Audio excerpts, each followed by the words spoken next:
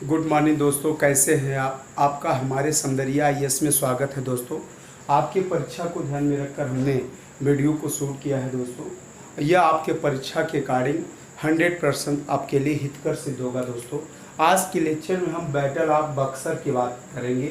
हमने प्लासी के युद्ध का वर्णन किया था, जिसमें हमने ये बताया था दोस्तों कि प्लासी के युद्ध की क्या पृष्ठभूमि थी। इन सब के बारे में वर्णन करने के बाद हमने ये बताया कि प्लासी के युद्ध में एक धोखा था दोस्तों, और इस धोखा में जो बंगाल का नवाब था दोस्तों सिराजुद्दौला के जो मिनिस्टर थे, खासकर सेनापति मीर जाफर के द्वारा सबसे बड़ा धोखा दिया गया दोस्तों। और मीर जाफर को रॉबर्ट क्लाइव का गीदड़ बोला गया है। मीर जाफर पूरी तरह से राजा बनने की लालच में अपनी सैनिक को आदेश ही नहीं देता, और जब सेना को आदेश ही नहीं देता, जिसके कारण कुछ ही समय में नवाब सिराजुद्दौला युद्ध में पराजित हो जाता है और पालकी में बैठकर महल की ओर भागता है, जहां मीर जाफर का पुत्र मीरन रास्ते में उसका पीछा करके हत्या कर देता है। इसका वर्णन हमने कर दिया था दोस्तों। तो फिर अब इसकी पृष्ठभूमि थोड़ा सा देख ले, फिर हम लोग इसको डिटेल में चलेंगे दोस्तों। सिराजुद्दौला 1756-57 तक था दोस्तों। रॉबर्ट क्लाइव ने ये कहा था, किसने कहा था दोस्तों? रॉबर्ट क्लाइव, कि मीर जाफर उसकी मदद करे, उसके बदौलत उसे वह शासक बनाएगा, और अपने कहने के मुताबिक मीर जाफर को यह शासक बना देता है दोस्तों, बंगाल का नवाब बना देता है। जब मीर जाफर बंगाल का नवाब बनता है तो नवाब बनने की खुशी में बहुत सारा धन दौलत रॉबर्ट क्लाइव को और ईस्ट इंडिया कंपनी को भेंट स्वरूप देता है। 24 परगना की जमींदारी भी दे देता है। इस तरह से मीर जाफर बहुत सारा धन दौलत देता है। अब जब पैसा देने की बात करता है, उसके बाद क्या होता है दोस्तों?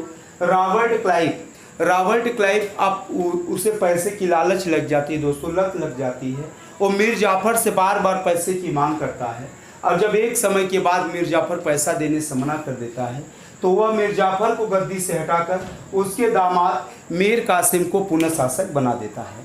अब मीर कासिम जब शासक बनता है दोस्तों, तो क्या होता है? मीर कासिम रहता है ये 1760 से 63 तक। तो मीर कासिम भी शासक बनने की लालच में ये भी पैसा देता है। एक निश्चित समय के बाद दोस्तों यह भी देने से जब मना कर देता है, तो पुनः रॉबर्ट क्लाइव इसको गद्दी से पुनः क्या करता है? ब्रिटिश इसको पुनः गद्दी से हटा देता है, और पुनः इसको हटाने के बाद मीर जाफर को पुनः शासक बना देता है।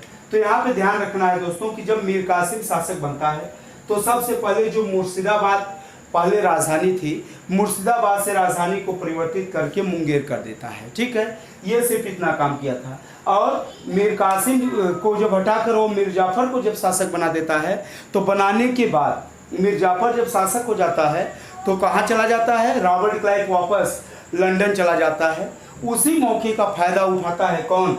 मीर कासिम उठाता है, और मीर कासिम अपने को बंगाल का नवाब घोषित करता है दोस्तों, और इन अंग्रेजों को भारत से भगाने का प्लान बनाता है।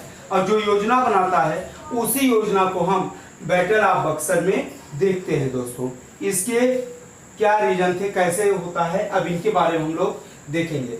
अब ये योजना पर क्या बनाता है? चूंकि अकेले तो अंग्रेजों को बाहर भगा नहीं सकता था, तो सबसे पहले उस समय जब रॉबर्ट क्लाइव चला जाता है, तो उसका असिस्टेंट होता है हेक्टर मुनरो, यानी रॉबर्ट क्लाइव के अनुपस्थित में कौन लड़ता है? हेक्टर मुनरो लड़ता है।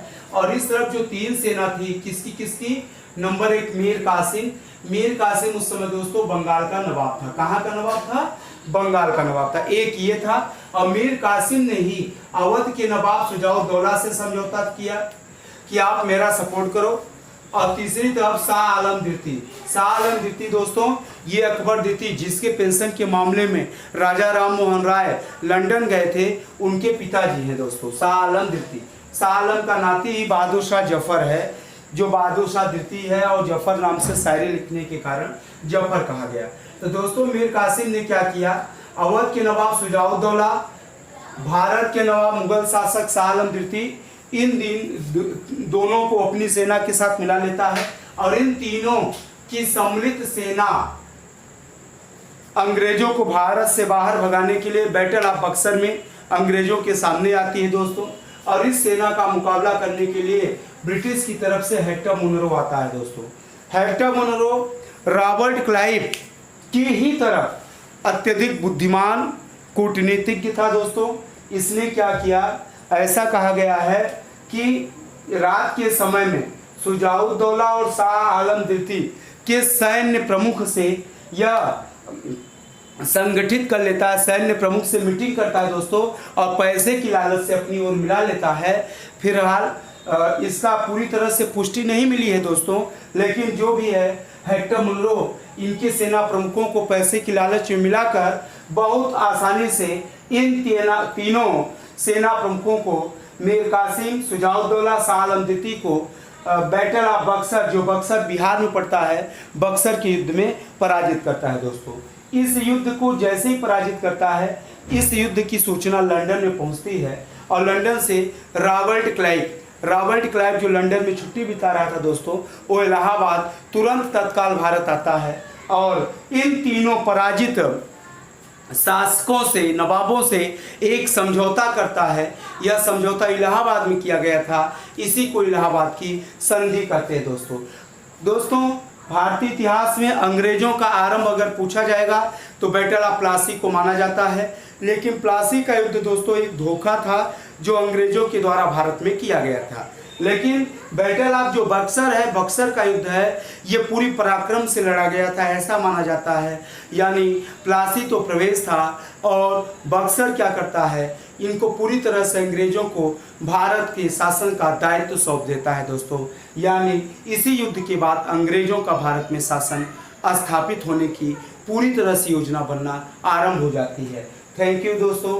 नेक्स्ट लेक्चर में हम इलाहाबाद की संधि बताएंगे दोस्तों, जो इनके साथ की गई। ठीक है, अगर आपको दोस्तों लेक्चर अच्छा लगेगा तो इसे लाइक करें, सब्सक्राइब करें, शेयर करें, कमेंट करें, जिससे कि हम जैसे ही नया वीडियो अपलोड करें आपको मिलता रहे दोस्तों। Thank you.